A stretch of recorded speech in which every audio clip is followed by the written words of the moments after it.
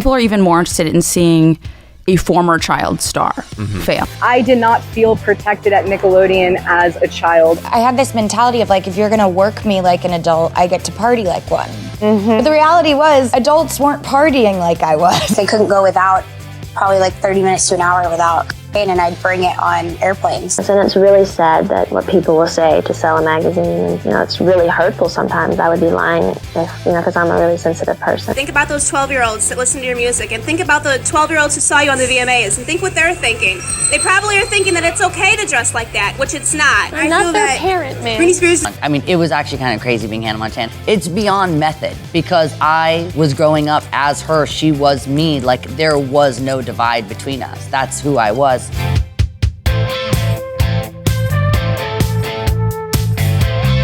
I don't think young people should be allowed to be famous. Like, if there's somebody who could come in and say, no, they can't, they're not mentally capable of handling this, I think that should happen.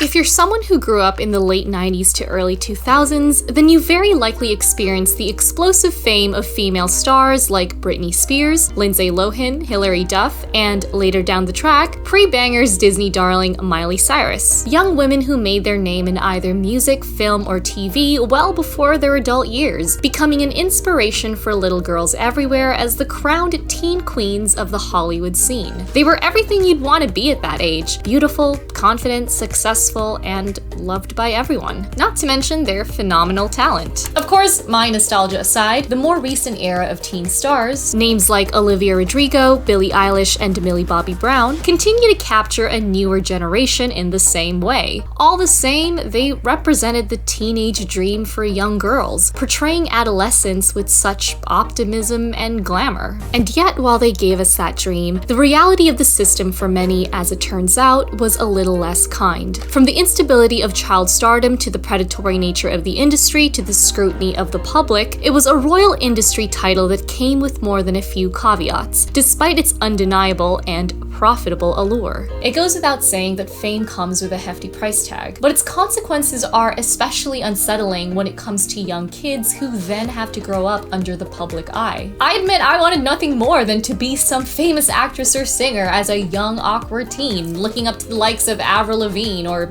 girls from Camp Rock. But thinking about it as an adult, my naive, self-conscious, self-doubting 14-year-old ass would have absolutely crumbled at the brutality a lot of these young stars go through. That's not to discredit the fact that it can be a glamorous lifestyle, but it can also be a really cruel and volatile one, and teenhood on its own is already both things. So in this video, I'll be looking into the phenomena of the teen queen, the Britney Spearses, the Miley Cyruses, and the Millie Bobby Browns of the world, and the often tragic price they've had to pay for their beauty, fame, and inspiration to young girls across the globe. But before I dive into it, I do want to give a warning that I will be covering topics of sexual assault and pedophilic behavior, so if those are topics you're uncomfortable with, then viewer discretion is advised.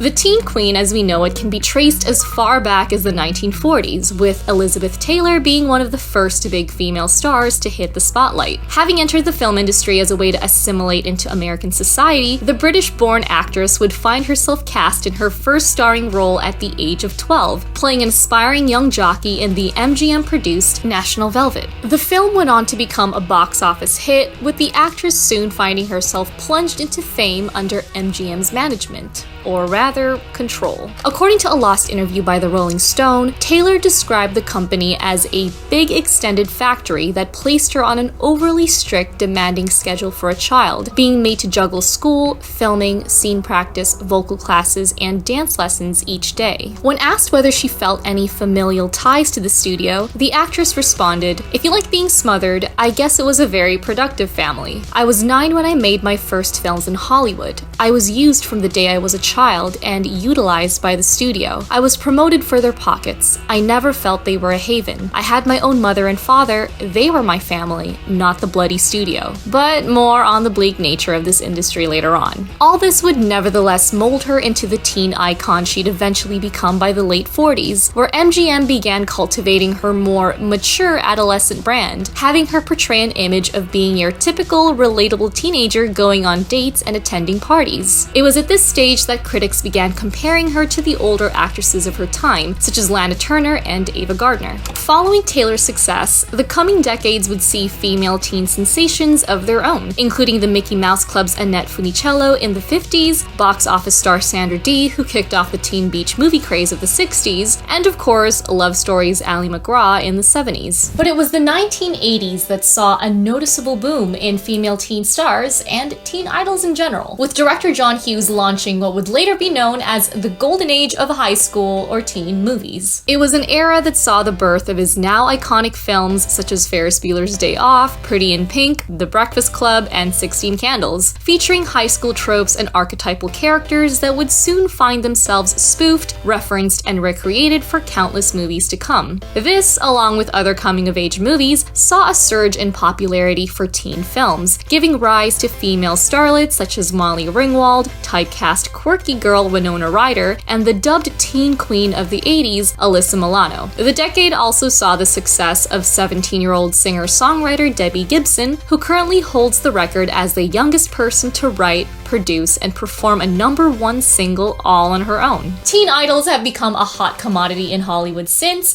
manufactured and marketed with greater aggression and sophistication. We can see this with the boy band and girl band fever of the 90s, along with its young pop sensations topping the charts and cultivating a loyal following of tween and teen girls. Once the 21st century rolled around, Disney and all its major outlets at the time generated a new stream of female teen queens who'd become household names for years to come. This, of course, included the aforementioned Lindsay Lohan, Hilary Duff, and later on, Miley Cyrus, all of whom covered their teen idol bases, family-friendly Disney projects, high school movies, and a pop singing career. Nickelodeon would follow suit, launching Jamie Lynn Spears, Miranda Cosgrove, Jeanette McCurdy, and Ariana Grande into fame. On the outset, it's easy to look at these girls, particularly as a teen yourself, and think, I would trade places with them in a heartbeat. Millions of adoring fans, a catchy and possibly annoying pop song stuck in everyone's head, clothes taken straight out of a Pinterest board, sign me up. But the full picture behind the curtain unveils the far harsher reality to this career path, especially at such a young and often tumultuous age. Between being worked as an adult and having companies and sometimes your own parents painstakingly plan out the foundational years of your life, most young female stars are also dumped with the pressure of being a picture-perfect celebrity sweetheart parents can approve of, made to maintain an innocent and oftentimes puritanical image young girls can then model themselves after, while at the same time being pressured to mature at a faster rate in a highly exploitative entertainment industry, one that seeks to objectify and hypersexualize these young stars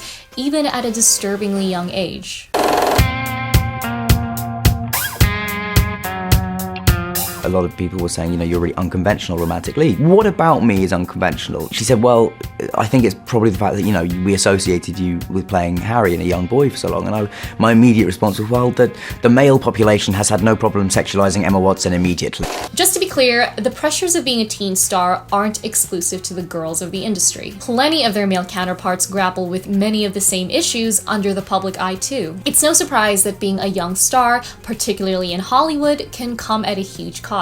It could be your mental health, a stable childhood, your innocence, or all three. There have been more than a few stories coming from former child stars, both male and female, on their experiences with the predatory, abusive, and exploitative nature of the entertainment field. Whether it's being forced into absurd working hours for a minor, having to grow up and make mistakes for the entire world to see and scrutinize, or at worst, being preyed upon, harassed, and sexualized by the very adults meant to guide your career. The sad thing is, for a lot of young aspiring stars trying to make their break in the industry, you may also just not know any better at the time. And by that I mean, at a young age in such a chaotic and volatile field, you may not be able to recognize abuse as it is happening to you. In recent years, some of the biggest stories regarding this have come from ex-Nickelodeon stars who've worked under former producer Dan Schneider, the man behind iconic shows such as Drake and Josh and iCarly. Schneider has been accused, particularly by former actresses Jeanette McCurdy, Daniela Monet, and Alexa Nikolas, for allegedly bullying young actors on set and having them depict uncomfortably sexual scenes that would very likely just go over the heads of kids watching, and for just allegedly creepy behavior in general. I did not feel safe around Dan Schneider while I was working at Nickelodeon. Actually, every time he came on set, my body got extremely tense. The creator can tear you down and humiliate you. I've seen him do this when he fired a 6-year-old on the spot for messing up a few lines on a rehearsal day. And when a boom operator accidentally dropped the boom into a shot and the creator stomped over to him and screamed in his face that he was responsible for ruining a magical take and he hoped that he would regret it for the rest of his life. I've seen the creator make grown men and women cry with his insults and degradation. He'll call people idiots, buffoons, stupid, dumb, sloppy, careless, retarded, and spineless. The creator knows how to make someone feel worthless. He takes his coat off and drapes it around me. He pats my shoulders and then the pat turns into a massage. Oof, you're so tense. Anyway, what was I saying? He asks while he keeps massaging me. My shoulders do have a lot of knots in them, but I don't want the creator to be the one rubbing them out. I want to say something, to tell him to stop, but I'm so scared of offending him. Did you have any off-screen interactions with Dan that you thought were uncomfortable? Whenever I had wardrobe fittings, he always had to be in them. Thank God there was a curtain, but he was literally on a chair right outside of the curtain. I had to wear very short skirts. I had to wear biker shorts underneath my skirts, and they had to cut the biker shorts because the biker shorts were even too long for the skirts that I had to wear. Fast forward, when I was doing TV shows like Mad Men or Walking Dead, I started to realize going like, oh, so the creator isn't in the room for the wardrobe fittings. And I remember them being like, yeah, no, like we just send him a photo. I remember just going, wow, that's so weird, because I remember Dan Schneider like in every single wardrobe fitting for me, to the point where he would sit in the chair and I would come out and I would do a spin, and then he would look at the wardrobe artist and say, can I have the Polaroids? In retrospect, many continue to highlight the suspiciously suggestive content of Schneider's old shows, along with the multiple accounts coming out of his allegedly inappropriate behavior. While the dude may have left the network in 2018, these stories continue to follow him to this day. Of course, there have also been incredibly sad accounts from former child and teen stars having experienced abuse from Hollywood elites, with Corey Feldman, Alex Winter, and Eliza Dushku among the many who have spoken out. But it's not just the networks and the higher-ups. Being placed under the spotlight at a young age leaves these starlets open to the mistreatment and inappropriate behavior of the public as well. In the wake of Stranger Things Season 3, Natalia Dyer, who plays Nancy on the show, had to speak out in defense of her younger teen co-stars and the inappropriate attention they often receive from fans themselves. Lead actor Finn Wolfhard admitted to having received sexual messages from adult fans since he was 14. The abusive forces of Hollywood know no gender, and the industry has a long way to go in protecting its young performers. But the issue of inappropriate sexualization has never been more blatantly marketed, romanticized, and systemic in the landscape than among its young female stars, who are more often reduced to their sex, both on and off screen, than their male counterparts. It's an endemic practice that stems as far back as the 1930s, with the industry's deeply uncomfortable treatment of former child actress Shirley Temple. At just 3 years old, the young star was casted in her first short as an exotic dancer before landing the role of a temptress in another short at the very mature age of 5. In both projects, her male child co-stars played the role of men either leering at her or seduced by her. These formed part of a disconcerting short film series that definitely should have stayed in the drafts called Baby Burlesques, a production that had its toddler-aged performers locked in a punishment box or made to sit on blocks of ice if they ever misbehaved on set. Needless to say, incredibly disturbing and gross stuff. And Temple went on to describe the experience in her memoir as a cynical exploitation of their childish innocence. But if that wasn't disturbing enough, Temple also recalled the handful of times executives would make aggressive advances towards her, and all before the age of 18. One took place when she was just 12 years old, and a producer decided to expose himself to her, before kicking her out of the room when she responded with nervous laughter. I went to MGM for one picture, thank goodness only one. And when I got there with my mother, we were separated. She went into the office of Louis B. Mayer, and I went into the office of Arthur Freed. He was going to talk to me about a movie he wanted to put me in. I'm 12 years old, you know. And I thought he was a producer, but instead he was an exhibitor. And I'd never seen anyone naked before, except myself.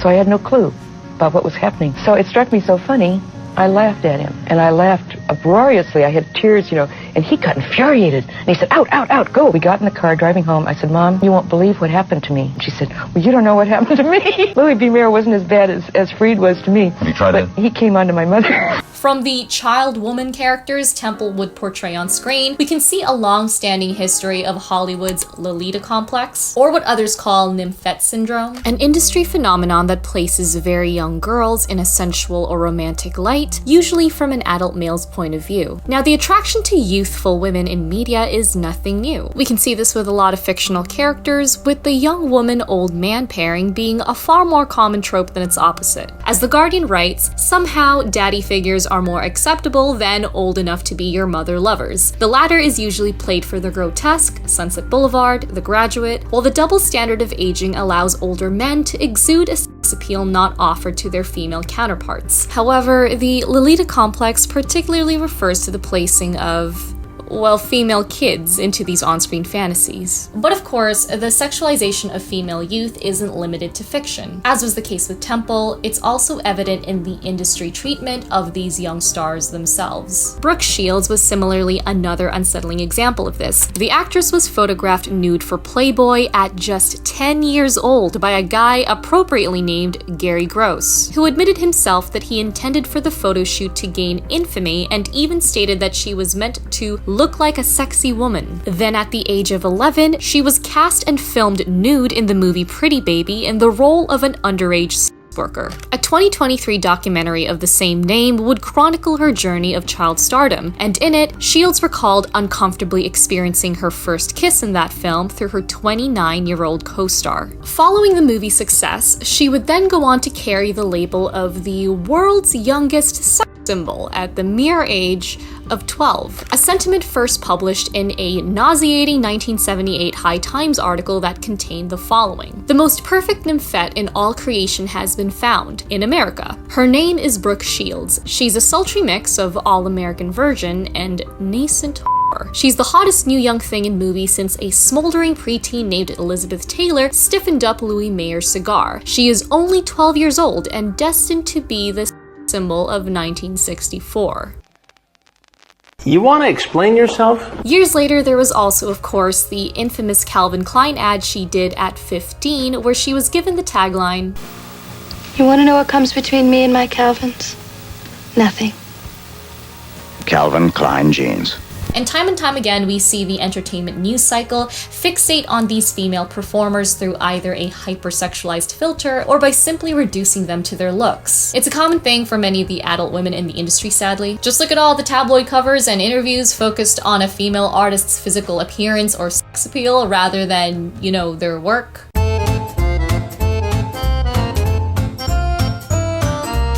Firstly to Robert, so how did you approach this role and did you learn anything throughout the 3 movies that you made? And to Scarlett, to get into the shape of Black Widow, did you have anything special to do in terms of the diet? If I've learned anything, it's that people are much more interested in your second question to Scarlett than any answer I could give. Able to wear undergarments? You're like the 5th person that's asking well, no, that because what is going on? She seemed very young. She seemed younger than a person who would bear her midriff. I mean, the impression I came away with was that it would be wrong to have adult thoughts about Britney Spears. I mean, she may be 21, but she seems, again, young, in a nice way. You had to make sure you were in perfect shape for this one, didn't you? Brooke, what are your measurements? I'm 5'10". And 120. It looked like it was so form-fitting, was it? Now, everyone said you gained weight. You did not. You look wonderful. I gained weight. What is the feline fitness regime? I mean, crazy rumors, for example, about you being a hermaphrodite. How do you feel about that when you read that? Any particular workout? Are you trying to lose weight?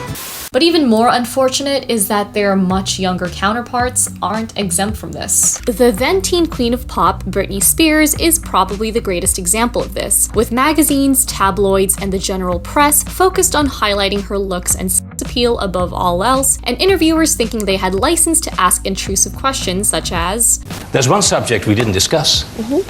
What was that? Everyone's talking about it. What? Well, your breasts. My breasts.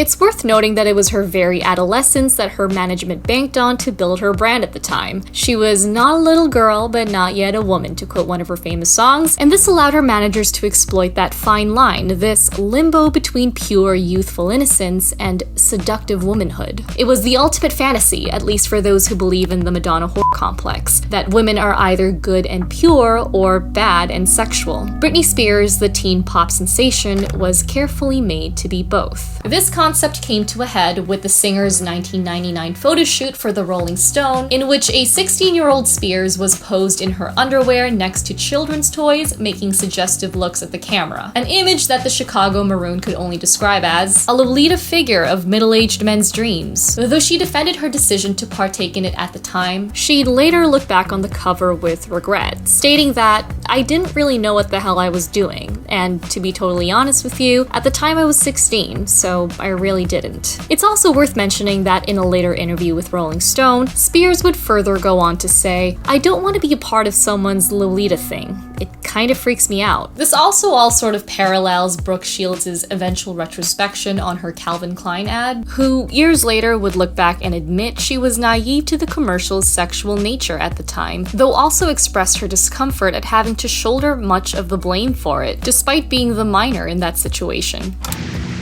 You want to know what comes between me and my Calvins? Nothing. I was naive. I didn't think anything of it. I didn't think it had to do with underwear. I didn't think it was sexual in nature. I would say about my sister, nobody can come between me and my sister. What was shocking to me was to be berated by, "Oh, you knew this was happening. This is what you thought. You were thinking these thoughts." I was a kid. I think the assumption is that I was much more savvy than I ever really was. So while some would later argue that Britney had full control over her brand image, incidents like the Rolling Stone controversy reveal that this narrative disregards the influence and lack of guidance of the adults around her and the significant pressures of wealth and fame, especially at an impressionable young age, in an industry that commodifies women's bodies for profit. It was additionally this branding that got the media a little too hyper-focused on nitpicking and sensationalizing Spears' appeal, specifically the supposed uncanniness of her innocent yet vampy image. And aside from the gross fact all this was done to someone in their teens, I mean teenage kitten, what the f***? It's a media tendency that generally shifts well-deserved attention away from the accomplishments of these young stars and instead primarily towards their physical appearance. It's sad enough that they're already subject to the same superficial expectations and scrutiny and even fantasies of their adult counterparts as kids, but this distracting media coverage can also get stifling for those striving to make their mark as serious performers or creatives, which, given your age, may already be a challenge on its own. On top of that, body image and puberty are already especially sensitive areas of growing pains as a teen girl. But as a young celebrity, add to that the constant spotlighting and shaming of all your little physical changes or attributes by both the media and the people around you. It's no wonder a lot of female stars eventually develop poor self-image and, in some tragic cases, eating well into their adult years. And yet, the general public is no stranger to commenting or outright bullying these young girls for what they look like. JoJo Siwa has been repeatedly slammed for looking too childish, Millie Bobby Brown has been dragged for looking too old. At 16, Miley Cyrus was the subject of endless weight criticisms, as was Demi Lovato. Rather than focus on the popularity of her sitcom, Modern Family, E! News thought it would be a great and totally appropriate idea to cover 15-year-old Ariel Winter at the 2014 SAG Awards with the headline, "Ariel Winter's cleavage is out of control." This same website also thought the heading, "Bella Thorne, 17, talks developing breasts," was a totally newsworthy story and not creepy at all. It really does seem like the industry is obsessed with the chests of underage girls, as Chloe Grace Moretz recalls a similarly humiliating experience, this time by her own film crew. And I show up in my trailer for the first day of set, and I'm getting dressed, and I see my bra there, and I'm like, oh, it's weird, it's a push-up bra. In front of the push-up bra, I saw 2 chicken cutlets. And I was like, I didn't ask for that. Asked the wardrobe girl, and she's like, oh, yeah, I was told to put these in your trailer. And one of the producers comes in, and my brother is like, what is that? Why is that here? And I was like, was this your idea? To the producer, he or she looked at me and said, this came up higher than me.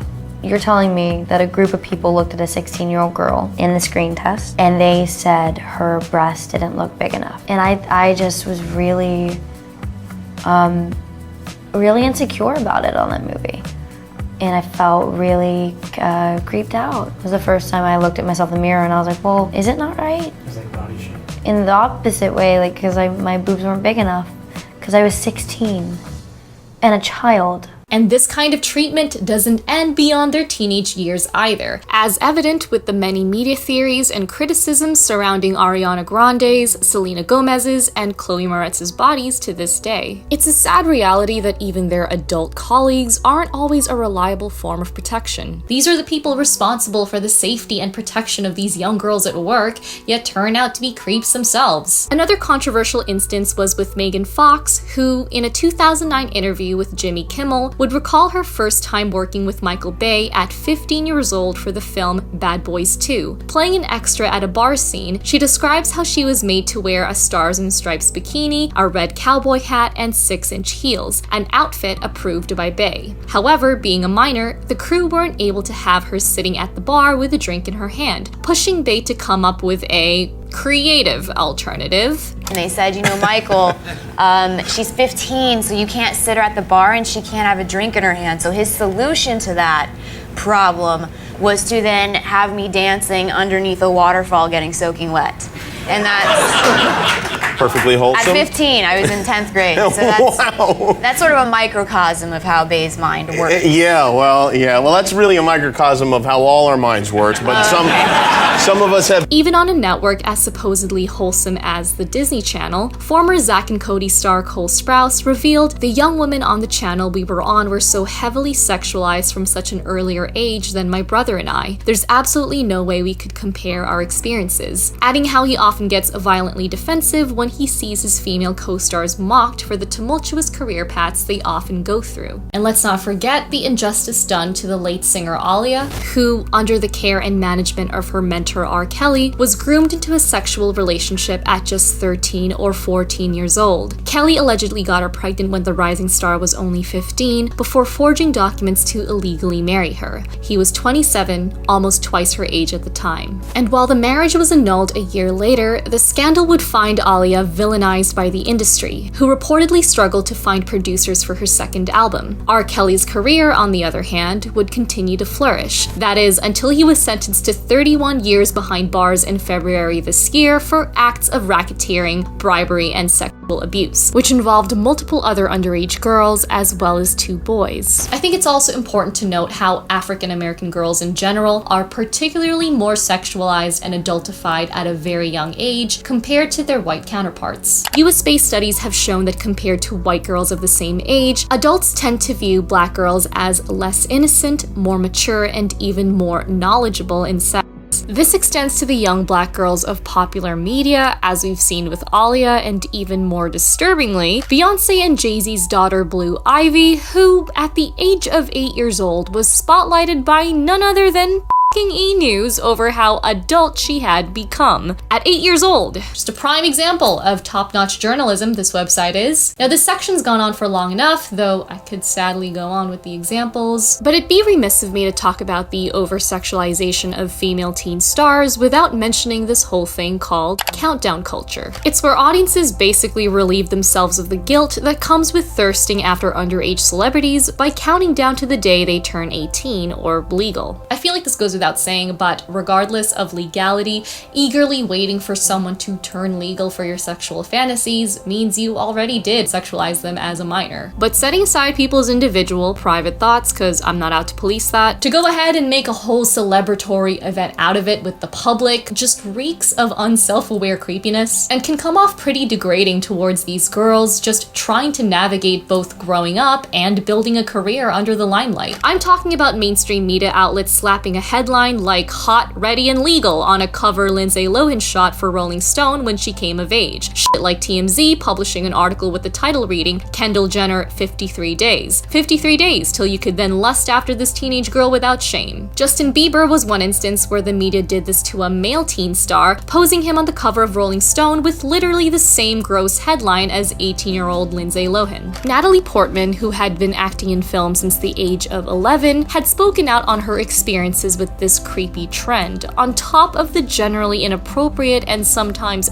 downright disturbing ways that fans and the public would approach her as a literal child. I turned 12 on the set of my first film, The Professional. I was so excited at 13 when the film was released and my work and my art would have a human response. I excitedly opened my first fan mail to read a rape fantasy that a man had written me. A countdown was started on my local radio show to my 18th birthday, euphemistically the date that I would be legal to sleep with. Movie reviewers talked about my budding breasts in reviews. I understood very quickly, even as a 13-year-old, that if I were to express myself sexually, I would feel unsafe, and that men would feel entitled to discuss and objectify my body to my great discomfort.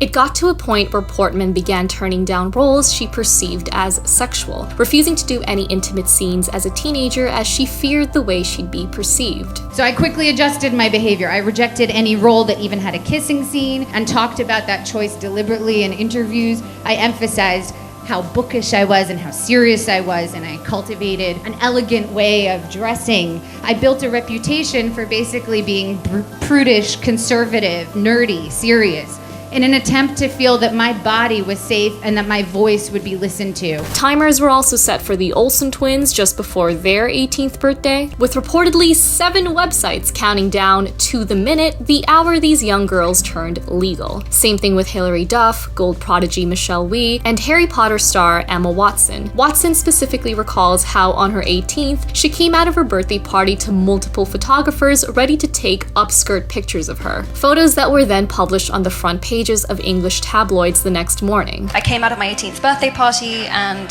photographers lay down on the pavement and took photographs up my skirt. If they published the photographs 24 hours earlier, they would have been illegal. But because I turned 18, they were legal. And you'd think this would be a relic of the past, just an artifact of the Wild West that was the 2000s internet. But more recently, the same thing took place in various online forums with Millie Bobby Brown, one of which was an 18+ not safe for work Reddit thread that teased how it would open once the star turned of age. According to a user of another forum, it's to post sexual pictures of her the day she turns 18. It's a sub solely dedicated to sexual pictures of Millie, who is currently a minor, until next week, but they have a sub prepared already with thousands of subscribers. Since her 18th milestone, the public has only gotten more explicit with their treatment of the star. In 2022, she stated, "I have definitely been dealing with that more within the last 2 weeks of turning 18. Definitely seeing a difference between the way people act and the way the press and social media have reacted to me becoming of age. But it's gross and it's true, and so I think it's just a very good representation of what's going on in the world and how young girls are sexualized." She then adds how the hypersexualization of her has been overwhelming, but how she had been dealing with that forever. Now, all this said, the girls who fall into this systemic treatment of young female artists have to deal with a rather frustrating paradox. While being unnecessarily sexualized and or pressured into commodifying their sex for the industry, a lot of these girls are simultaneously held to the standard of being a role model, made to uphold what the public deems as an acceptable or virtuous image for other teen or tween girls. And usually, this means being non-sexual. So how do you do that?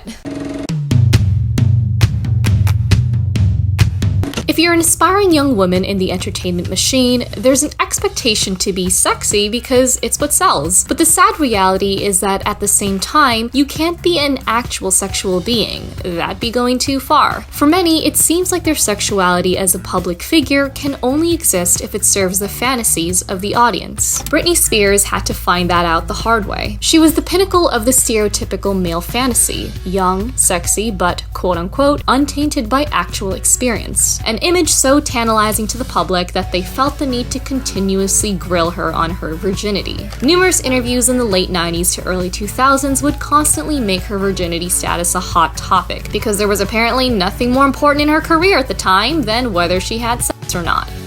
Am I a virgin? I would make yes, I am a virgin, and I definitely want to try and have sex till I'm married. But you hope that you'll remain a virgin until you get married. You're not going to have sex before your marriage.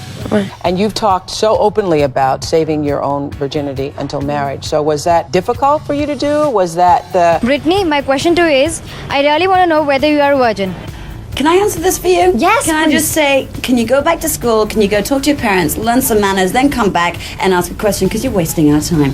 Thank you. I'm just wondering how you feel about all the constant speculation about your virginity and whether you are a virgin or not. I really wish I would have never said anything to begin with, because I'm kind of stuck in this little place where people are always asking me. Have there been any changes on that front? That's a personal question. Why did you let everybody know that you're still a virgin? Why did I let everyone know? Well, because they asked me the question, and then from, my experience, that's what I told them. That's why. It was as if the media needed constant reassurance that she was still that sexy but fundamentally pure dream girl. A fantasy that'd soon be crushed once her ex-boyfriend, Justin Timberlake, gleefully bragged to a radio station just fresh after their breakup that they had, in fact, slept together. Justin Timberlake is in the house, and I just want to ask you one question. Did you Britney Spears? Yes or no? Oh, man. Come on, man. Okay, I did it. No, In a now infamous interview with American broadcaster Diane Sawyer, the then 21-year-old pop star was reduced to tears after getting rabidly interrogated over this very private decision, and was chastised for her overall apparent failure as a role model. What happened to your clothes? No kidding. What is it about? What is it about? Yeah. It's about doing a beautiful picture. Read the stories about buying $100,000 of sportswear. No, I'm not like that at all. To ask a couple of things about Justin. He's gone on television and pretty much said you broke his heart. You did something that caused him so much pain, so much suffering. If you were talking to your little sister now, and the girl who said that she was going to stay a virgin till she got married, do you still think there's something to be said for that? It's one thing not to want to be the role model anymore. It's another thing not to know that a lot of young girls are looking at this. A lot of them. But am I responsible for them? You've had a year that would test a lot of people. Illness in the family, a breakup, this spasm of publicity about what happened from Mexico to London. It was pretty rough, yeah. Yeah, it's kind of weird. Weird. Hello. Oh my goodness. Hello. Ew. Strong Britney. Yeah, it was a weird. Ew. I'm embarrassed. Can we stop? This loser even went as far as to defend the former First Lady of Maryland, Kendall Ehrlich, for stating, "Really, if I had an opportunity to shoot Britney Spears, I think I would." Oh, that's horrible. Well, that's really bad. Because of the example for kids and how hard it is to be a parent and keep all of this away from your kids. Well, that's really sad that she said that. Ew. Mrs. Ehrlich shot herself in the foot by promoting violence at the Domestic Violence Prevention Conference. You'll love to see it. And as Britney's reputation crumbled under the public scrutiny, Justin Timberlake's career skyrocketed. He continued to sell out unnecessary, intimate details of their relationship in another radio interview, and was constantly hailed man of the hour, while Spears was slapped with the reputation of a slut. She became the disappointing teen idol who'd broken her virginity, while Justin was painted as the music industry cool guy, its latest living legend. I'd like to think that, at first, he'll date a popular female singer. Publicly, they'll claim to be virgins, but privately, he hid it. In an editorial for Vogue, Britney fan Emma Spector writes what's pretty much an accurate summation of Britney's career image and the public perceptions of her. Both of us, along with pretty much every other girl in our loosely defined age group, were simultaneously expected to perform womanhood and girlhood, and God forbid we did too much of the former at the expense of the latter. But if Britney had carefully towed the line of the Madonna whore complex, there were the teen queens who were shoved all the way down the former of this spectrum, boxed into this image of thoroughly innocent, sexless purity, but expected to maintain this restrictive identity even well beyond their child star era. Just because they were chaste and conservative in their image in their much younger years, this must mean that they'd never mature in their branding or later be allowed to act like, you know, any other adult. Dove Cameron, former teen star on the Disney Channel, had once faced viral backlash for a particular selfie of herself on Instagram, one that garnered comments such as, "Just stop, I've unfollowed you because of your stupid crap. That pic has ruined my childhood of watching Liv and Maddie, and Disney is for dreams and inspiration. This is not. Your job is to bring joy." If you're wondering what this whole scandalous outburst was about, it was the fact that she had decided to wear a tank top without a bra.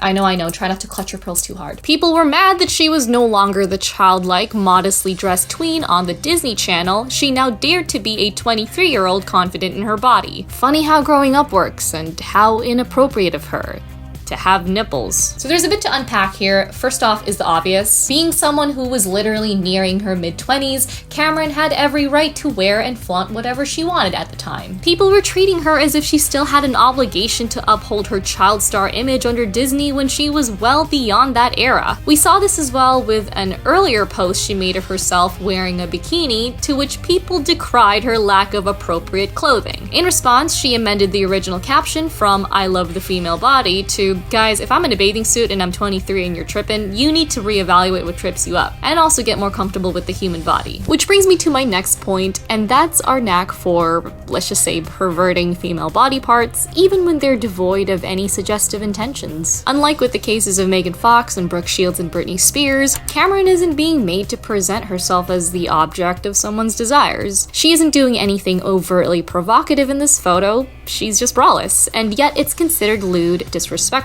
and demonetizable by YouTube standards. I think Cameron put it perfectly in a follow-up post stating, "The human body isn't offensive, y'all. Stop objectifying women so hard that you convince yourself that something natural and beautiful could ever be something offensive. It's so repressed and unhealthy to look at nakedness and see something bad. It's just hundreds of years of social conditioning, and it's super weird. A body is not inherently sexual." Adding that, just to be clear to the thousands of people who ran with this post because it upsets them so much, no, I'm not saying everyone should just run naked in the streets like animals and the world should be in total chaos. I am simply encouraging the embracing of the human body, the removal of the stigma that it is evil, the comfortability and love of one's own body. There's a pretty obvious double standard here in that if a 23-year-old guy posed shirtless, no one would bat an eye, but similarly to women's calves and ankles of the Victorian era, we've been conditioned to arbitrarily deem boobs as an inappropriate and actively provocative display, even if that's not the intent, sadly. Similarly to Cameron, fellow ex-Disney star Bella Thorne had also gained her fair share of criticisms for no longer being family-friendly, for being too frank on her sexuality and her use of cannabis. In an interview with Fox News, the young artist simply stated that, "Now that I'm 23, children aren't my audience, so I don't cater my material to that age," though admitted how hard it was to break out of what the interview termed the Disney child star curse. Backlash like this just reinforces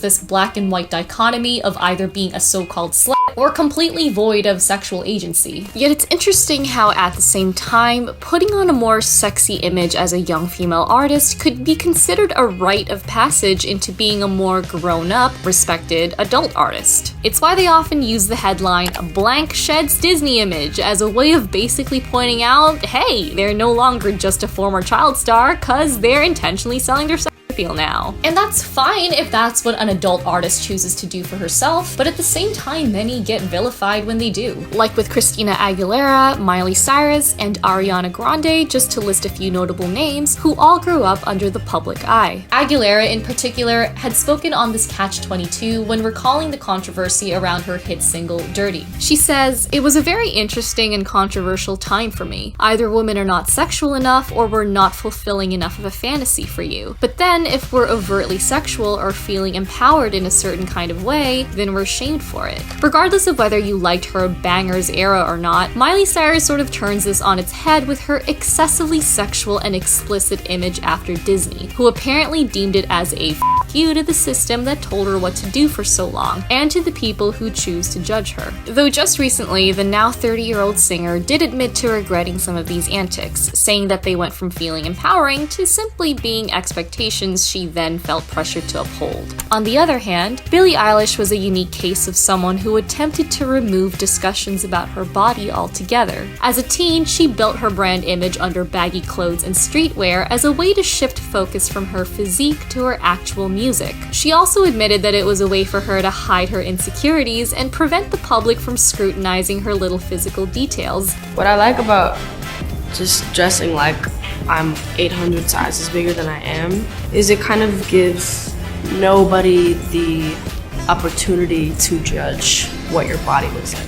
And yet, this got people all the more fixated with seeing her in a more sexual light, as was the case when her boobs went viral on Twitter. All the 17-year-old did was wear a tank top, and that was enough to set netizens into a social media frenzy, circulating the now-deleted photo that somehow even ended up on CNN. When she decided to show off a bit more skin and curves as she got older, she then got criticisms for being too sexy. Apparently, there were also people who had championed her for not looking like all the other slutty pop stars, and felt like she had betrayed her previously more modest image. In response to all the unnecessary criticism, Eilish took to her Instagram stories to write, "I spent the first 5 years of my career getting absolutely obliterated by you fools for being boyish and dressing how I did, and constantly being told I'd be hotter if I acted like a woman. And now when I feel comfortable enough to wear anything remotely feminine or fitting, I changed and am a sellout. I can be both, you fucking bozos. Also, femininity does not equal weakness. Oh my god, insane, right? Who knew? And totally unheard of and insane to want to express yourself differently at different times. It's the same old damned if you do, damned if you don't situation, but why did any of this have to matter at all? Why did people have to question how she wore baggier, more masculine clothes as a teen pop star, and for those who celebrated that, why did they feel the need to chastise her for more revealing clothing choices as an adult? A lot of her audience had evidently missed the point of her iconic style. Eilish has said time and time again that her fashion choices were never meant to represent anything more than her own agency over how she chose to look. Her baggy clothing wasn't a stand against the clothing choices of other girls, it was a fashion that personally made her feel most confident in her younger years, as she felt better avoiding having her body scrutinized by the public. I don't even know how to put it. I don't like when other people compliment me on wearing a lot of, big clothes or whatever, or not being super sexually whatever. I don't like it when people try to praise me for that by shaming others who do that. I think anyone is allowed to wear whatever they want and do whatever they want. If I wanted to take all my clothes off and make a video, then I'm f***ing going to. And sure enough, her more revealing, form-fitting outfits as someone in her early 20s are simply the look she feels better in now, not her wishing to sell out and be objectified by others. Commenting on the scrutiny of her new look, Eilish says to British Vogue, "You're going to complain about being taken advantage of as a minor, but then you're going to show your boobs? Yes, I am, motherfucker. I'm going to because there's no excuse." In that same interview, she also states, "Suddenly you're a hypocrite if you want to show your skin, and you're easy and you're a slut and you're a whore. If I am, then I'm proud. Me and all the girls are hoes and f*** it, Let's turn it around and be empowered in that. Showing your body and showing your skin, or not, should not take any respect away from you." With all these cases, it seems like when the media isn't unnecessarily sexualizing a lot of these young stars, it's shaming them for then attempting to navigate their sexuality in their later years. It's worth noting that a lot of the uproar surrounding the latter is that said artist then ceases to be a proper role model for young girls. parents. For a lot of female stars who grow up under the spotlight, this is a burden they're expected to bear, a responsibility we rarely see for their male co-stars. I don't ever remember Zac Efron or Drake Bell or the Sprouse twins ever being hailed as role models for their young male viewers. I think the Jonas Brothers may come the closest to this, but usually the guys would be relegated to the title of teen heartthrobs to mainly be crushed on by their young fan bases rather than expected to set an example for them. They were fortunately given the freedom of growing up in the public eye with less of these conditions. It goes without saying, and yet a lot of people forget, that these young women in entertainment are not out to babysit or parent your kids. Just a suggestion, but maybe it's the parents themselves who should be doing that. And it's especially absurd when they'd expect this of these stars even when they're already well into their adult years. At that age, they can do whatever the f they want. Sorry, Karen. On the issue of having children exposed to questionable content, a 26-year-old Ariana Grande said it best when asked whether her song Side to Side was too racy for her younger fans. They're for sure gonna have it, she says. I promise. I promise that your kid's gonna have If she asks you what the song's about, talk about it. Spears had also proposed another easy solution back in the day.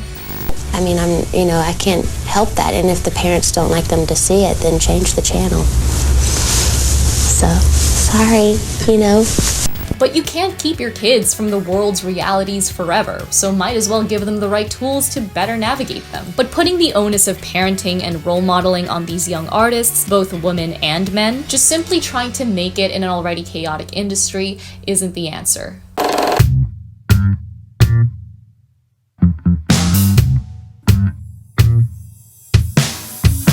Ruthless as the media's been in the 90s to early 2000s, can we at least say that things have gotten better for young stars? Well, tabloid and celebrity culture continue to run rampant, but there has been significant change in the public perceptions toward it. People are now much more aware of its exploitative nature and have retroactively looked back on the peak days of Perez Hilton and TMZ with a much more critical lens. Perez had even recently shared his remorse over the cruelty of his famous gossip blog back in the early aughts, an absolute cesspool of a website that capitalized on the mental struggles, drug addictions, upskirt shots, and overall violated privacies of many young women in the limelight, as well as the quote-unquote outing of multiple gay celebrities. He was also responsible for fueling the narrative of Britney Spears being an unfit mother, and sold shirts that read, "Why wasn't it Britney?" after Heath Ledger's death back in 2008. In an interview with the Press Gazette, he said that, "A lot of it I look back on now and I cringe. I mean, just the way I spoke about people. It's absolutely fine to have an opinion.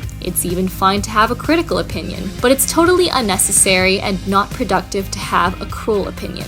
He also told Sky News that he carries deep shame and regret over the pain he caused Britney Spears back in the day. In that same year, Justin Timberlake took to Instagram to issue a public apology to the star for having stoked the fires of media hate thrown her way. Many of her fans viewed both apologies, however, as too little too late. Aside from the wider condemnation of tabloid culture and criticisms of its skewed ethics, there's also now evidently a greater awareness of women's experiences in the Hollywood machine. More voices, both new and veteran figures, are now speaking out on the injustices they faced, even as young girls in the field. This fortunately has led to greater public wariness of the industry's double standards, as well as the systemic sexist treatment young female stars have had to put up with for so long. It's this heightened consciousness that's led to the public persecution of industry predators like Dan Schneider, allegedly, and of course, Harvey Weinstein. And finally, as volatile as social media is, it offers public figures greater control over their own narratives. If there was one more thing the tabloids loved salivating over back in the day, it was a good,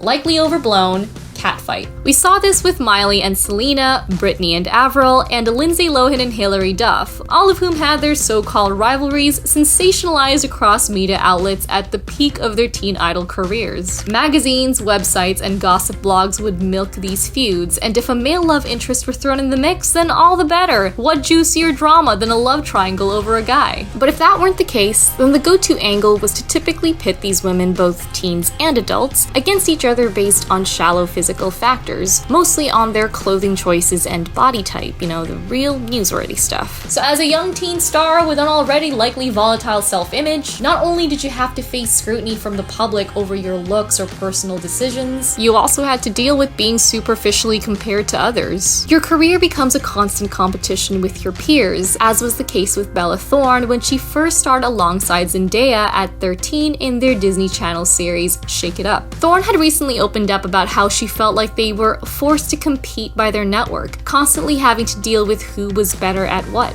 This reportedly prevented them from being close friends during their first season of the show. And now this trend has not died, unfortunately, with social media vultures all over the feuds and rivalries of famous women to this day, but with these tools to constantly keep in touch with fans on a more personal level, they're at least better able to directly address controversies and quickly bust any rumors circulated about them. While not teenage celebrities anymore, we saw this most recently with Hailey Bieber and Selena Gomez, who were caught in an online storm of investigative social media claims that the two were having an intense feud over Justin Bieber, with many accusing Hailey of supposedly stealing Justin from Selena and having a stalker-like obsession with her. Despite the two repeatedly stating that there was no bad blood between them, their rabid fans would continue to harass the opposing camp for suspected digs or call-outs on social media. It wasn't until Selena spoke out for the final time on Instagram that the drama began to subside. I'll always be speechless at how feral celebrity worship can get, because it actually had gotten to the point where Hailey had been receiving death threats and constant bullying, prompting Selena to condemn her fanbase's hateful actions and to plead for it all to stop once and for all. Hailey had similarly called for peace on her own account, squashing the rumors surrounding their alleged beef for the final time. But social media isn't just a good tool for quelling rumors on supposed rivalries, it's also a helpful platform for artists to directly address any inappropriate or inaccurate coverage of them in the media. This isn't something limited to teen or female stars, obviously, but to any artist having to deal with the watchful and often exploitative eye of the public. But that aside, could we really be ushering in a healthier era of female teen icons when just a few years ago, many had no qualms being creepy about 15-year-old Millie Bobby Brown, sexualizing her well before she even turned 18? Have we really learned from the past when double standards still do persist? When ex-Disney actresses continue to be picked apart for growing up in the public eye? I'd say that now that we at least have more people talking about this kind of stuff, I'm optimistic that future years will ultimately be kinder to this new generation of teen idols. It's Hollywood, so it'll never be perfect, but if we continue to view media and the industry with a critical eye, we'll hopefully see a future where aspiring young girls see much better treatment both from those guiding their careers and fans who support them. Of course, this should extend to the young boys of the industry too. Entertainment just overall needs to look out for and take way better care of its young performers in general. Their teenage dream may never be that of an ordinary person's, and yes, it comes with a ton of privileges, but here's to hoping for a time where they don't end up losing their humanity in the process. So that about does it for this essay on something I found both nostalgic and topical. It was a challenge, admittedly, having to deal with some heavy subject matters for this one, so I do hope I handled them with justice. Let me know your thoughts on the whole teen idol industry. I'm thinking since I zeroed in on the female side of the spectrum with this one, it might be interesting to cover the challenges and experiences male teen idols have had to experience in a later video, maybe? Let me know if you guys are interested in that. And who were your favorite teen stars as a kid? I think I might have mentioned this before, but mine was Avril Lavigne and Zac Efron, as cliched as that answer may be. He needs better movies. Of course, if you enjoy pop culture video essays and commentaries like this one, feel free to subscribe if you haven't yet and hit that notification bell to keep up to date with my latest uploads. Thanks for sticking around. Feel free to discuss in the comments, and I'll catch you guys in the next one. Like that.